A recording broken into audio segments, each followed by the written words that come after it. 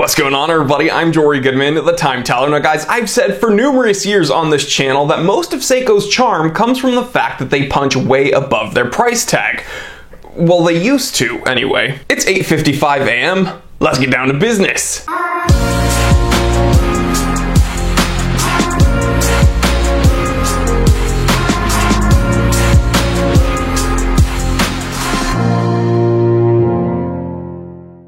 So guys, before we go any further, I want to share with you a few watches that I absolutely love, and yeah, you might see a trend with them. Let's roll it.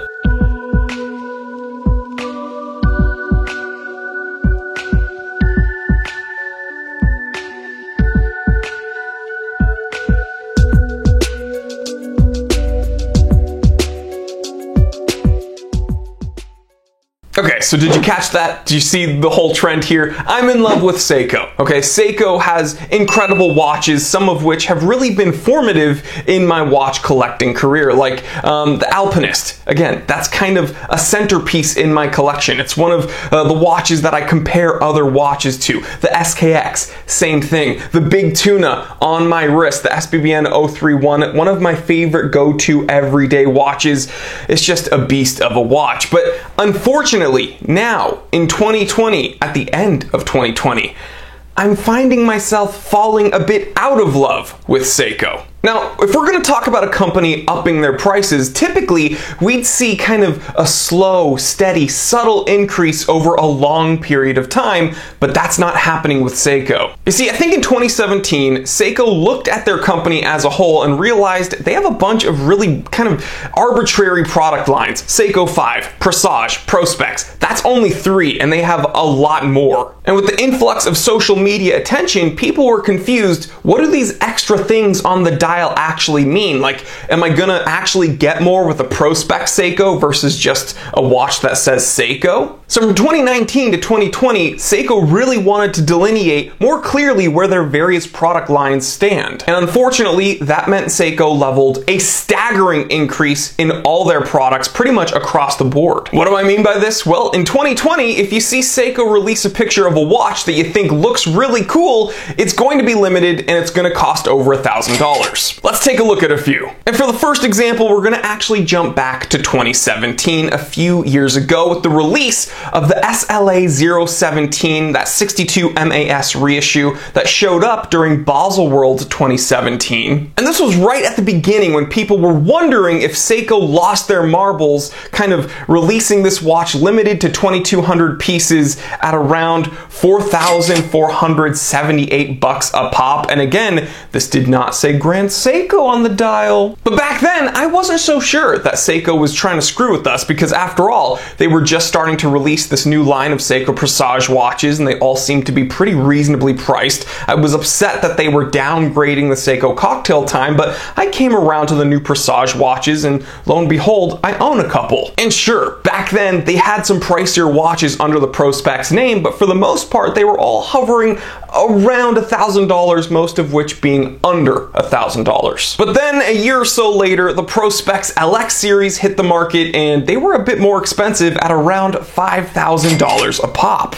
Specifically, let's take a look at my favorite, the Seiko Prospex LX SNR 025. Now this is a very nicely complicated watch, automatic GMT, date, power reserve, automatic spring drive movement. And you know, the 200-meter water resistance rating and the general solid Seiko build, that's just icing on the orological cake. So around $5,000 for that watch, I'll allow it. And I'm not just making an exception for this watch because I like it. I honestly think ton of complications, really solid build. It looks incredibly tough, and if that watch had a Swiss-made font on the dial, it would be closer to 10 grand. So we can all agree that $5,000 Seiko Prospex LX, still some good value there. But my excitement was short-lived, okay? Because then, shortly after that Prospex LX series was announced, the Seiko SKX was discontinued, downgraded, and re-released as that dreaded 5KX abomination. But in my sadness and despair looking at that terrible, terrible 5KX, it became very clear what Seiko was doing. They're just trying to clear up the ambiguity within their product catalog. So let's once and for all make a list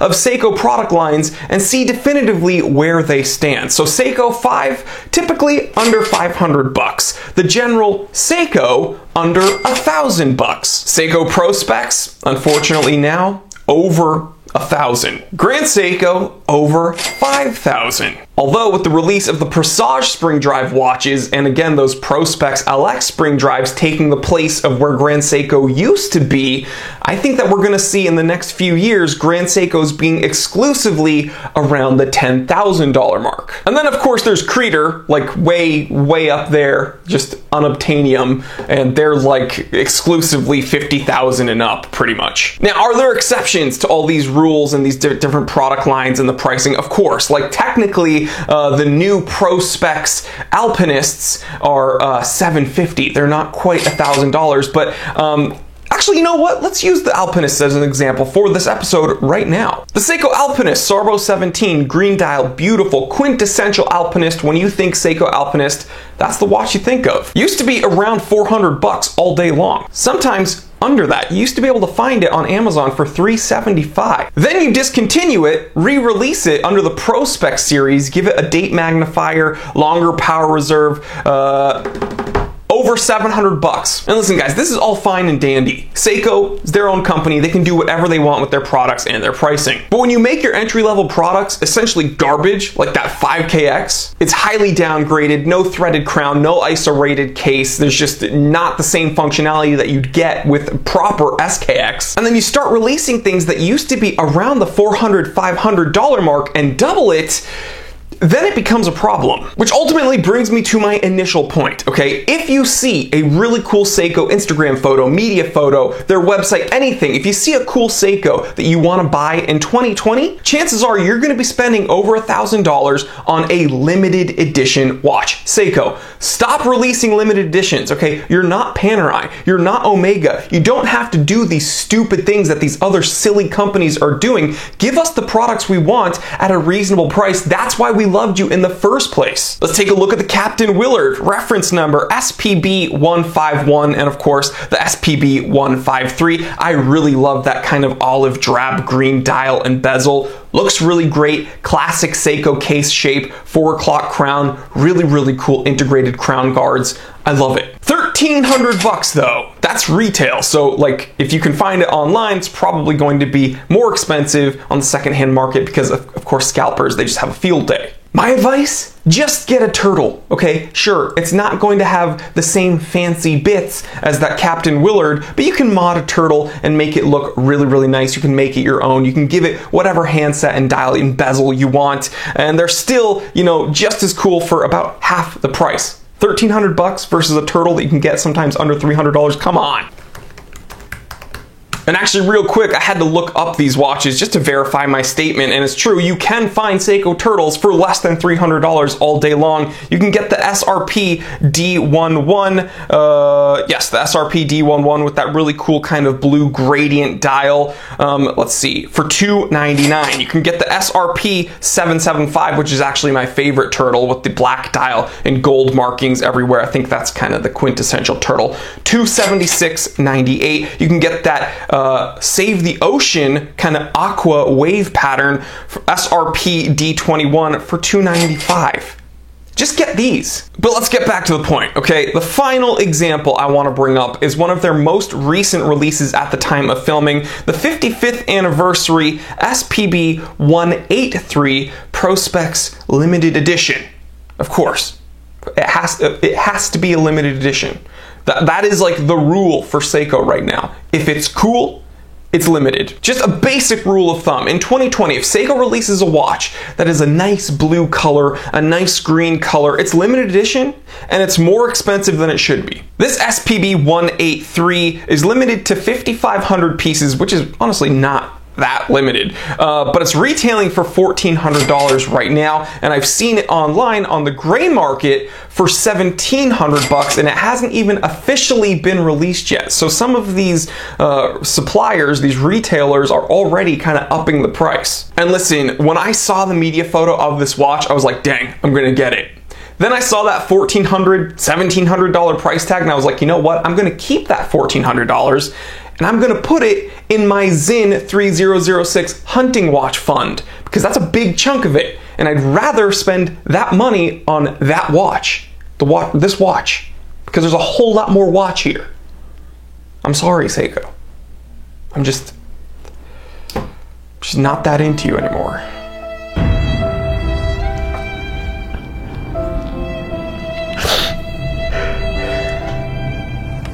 I still love you, though. My little tuna.